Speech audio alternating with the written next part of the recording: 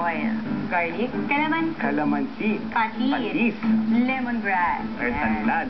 Tapos, ilalagyan na natin itong manok. Siyempre, hindi natin makakalimutan ang Nor Real Sarap na merong real herbs and spices na talagang manunuot sa ating grilled chicken para mabigyan tayo ng sobrang sarap na dish.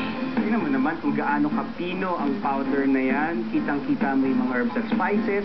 Amoy na amoy. O, diba? Di ba kailangan ibabato ng 1 hanggang 8 oras? Ang galing naman na student ko. Nag-marinate na ako dito sa ref, oh. Akalain mo yun, ready siya. Ayan! Time to grill? Ha? Alam ko, Paano?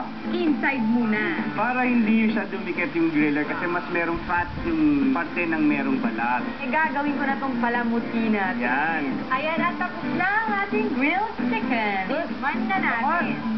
Lagyan in this part. Grabe. Sakto yung luto natin. Lahat pantay. Yung alat ng patis, yung kalamansi, yung lemongrass, ganun lahat At pantay-pantay. saka siyempre dahil ginamit natin no real sarap na talagang powder na nanuot siya dun sa chicken thighs. Ang sarap. Lasap na lasap mo ang mga real herbs and spices na ginamit natin. Thank you naman sa bagong itinuro mo sa akin. You're welcome. Dahil sa kusina ng Realisa, real quality lang ang papasa. Katulad ng mga real herbs and spices na nagpapasarap sa bawat lutuin. Dahil para sa akin, At para sa akin, mas masarap pag grill. Grill! Grill.